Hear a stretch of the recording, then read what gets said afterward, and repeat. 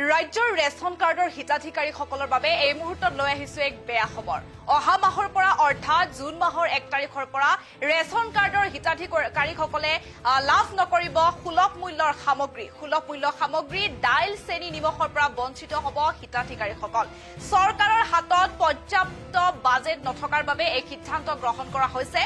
পৰৱৰ্তী বাজেট নহালৈকে এই আঁচনিখন ইমানতে স্থগিত ৰখা হ'ব আৰু পৰৱৰ্তী বাজেটেহে নিৰ্ধাৰণ কৰিব এই আঁচনিখনৰ ভৱিষ্যত। আমি সেই সন্দৰ্ভত সবিশেষ জনোৱাৰ চেষ্টা কৰিছো।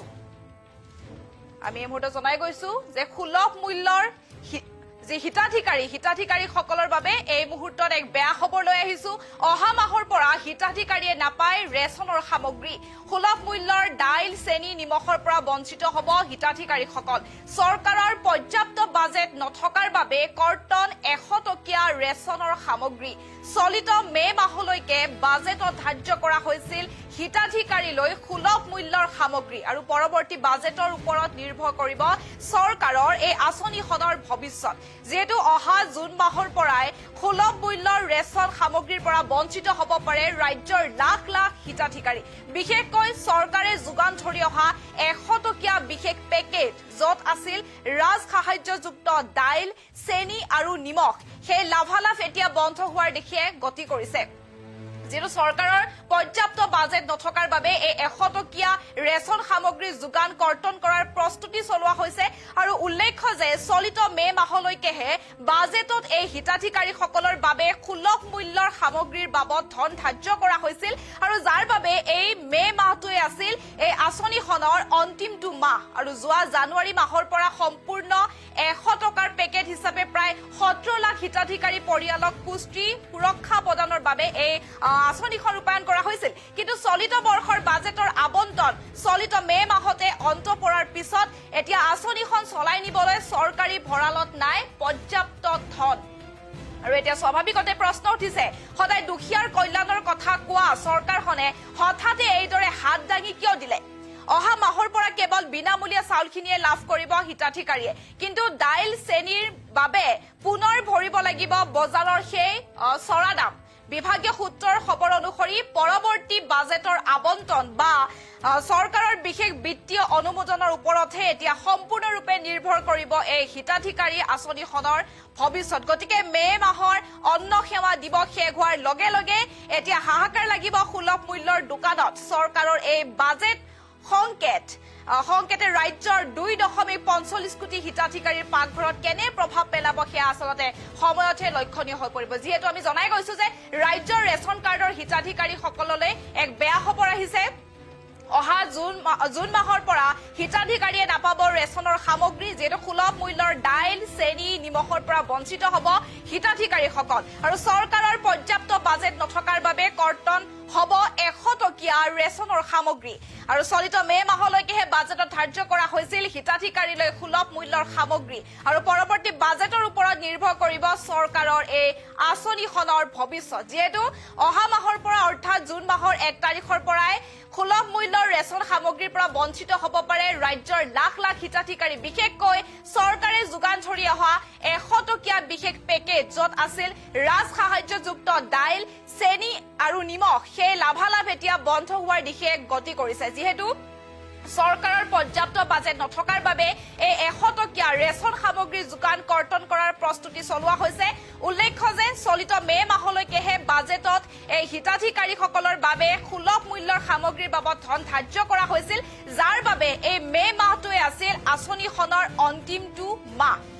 সেই সন্দৰ্ভত আমাৰ সতীৰ্থ সাংবাদিক অনাদি বৰঠাকুৰে যুগুত কৰা এক প্ৰতিবেদন আমাৰ হাতত আছে, আমি দেখুওৱাৰ চেষ্টা কৰিছো।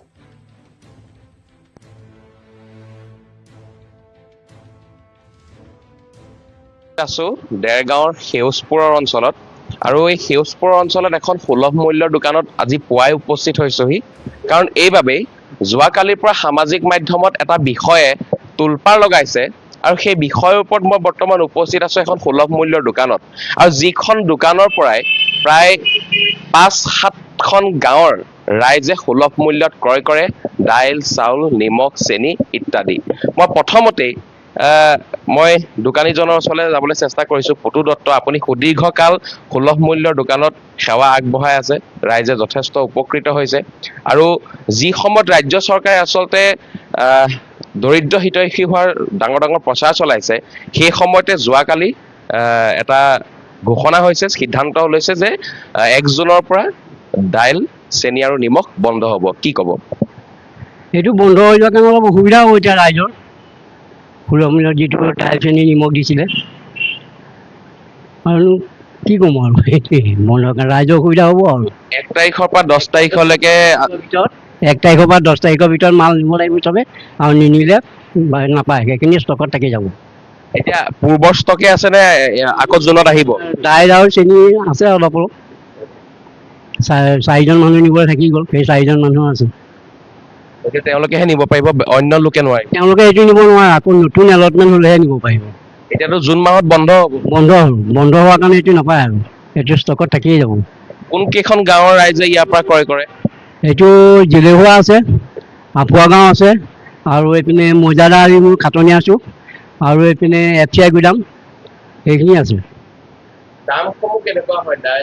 দাইল চেনি 3টাৰ ভিতৰত 100 টকা, আৰু চাউল ফ্ৰী। এতিয়া কিন্তু বৰ্ধিত হাৰত গ্ৰাহকে ক্ৰয় কৰিব পাৰিব। এতিয়া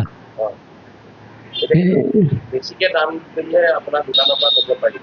এতিয়া বেছি নিয়ম বেছি দামত দিলে নিবলৈতো মানুহে টান পাব, নিনিয়েতো। যিটো আগৰ মূল্য আছে সেইটোতে দিব, আৰু তেওঁলোকেতো ফ্ৰী দিম বুলিয়ে কৈ আছে। দাইল, চেনি, নিমখ, মিঠাতেল, চাহপাতো দিম বুলি কৈছে। এতিয়াতো দাইল, চেনি, নিমখেই বন্ধ হৈ গ'ল। মই কথা পাতিম, লোকসকল আছে। ৰেচন কাৰ্ড হিতাধিকাৰীসকলৰ বাবে এটা আজিৰ পৰা আচলতে এটা বিশেষ দিন আৰু এটা দুখৰ দিন। কাৰণ এইবাবেই বহুত দৰিদ্ৰ পৰিয়ালে ৰেচন কাৰ্ডখন লৈ আচলতে নিজৰ পৰিয়াল চলাই আছে। দাইল, চাউল, নিমখ আদি পায়। আৰু যোৱাকালি সিদ্ধান্ত হৈছে যে দাইল, নিমখ আৰু চেনি বন্ধ হ'ব। কি ক'ব? এইটো আচলতে চৰকাৰৰ পূৰ্বৰ যিটো ঘোষণা আছিল যে অত্যাৱশ্যকীয় সামগ্ৰীসমূহ মুকলি কৰি দিয়া, মানে তেল, দাইল এইবিলাক ফ্ৰী দিয়াৰ কথা এটা আমি শুনিছিলোঁ। কিন্তু নিৰ্বাচনৰ পাছত দেখা গৈছে যে ইয়াৰ যিটো বাধ্যবাধকতা সেইখিনি উঠাই দিয়া হৈছে, আৰু সকলোখিনি যিটো আমি ব্লেকত কিনিব লাগে বুলি ভাবোঁ আগতে, সেইটো যদি হয় তেতিয়াহ'লে সাধাৰণ শ্ৰেণীৰ লোকসকলে, দিন হাজিৰা কৰা যিসকল লোক, তেওঁলোকে দিনটো হাজিৰা কৰি যিকেইটা প্ৰাপ্য পায়, সেইকেইটাৰে তেওঁলোকৰ দৈনন্দিন সামগ্ৰীকেইটা ক্ৰয় কৰিব পাৰিব নাই অকণ সন্দেহ হৈছে। গতিকে চৰকাৰে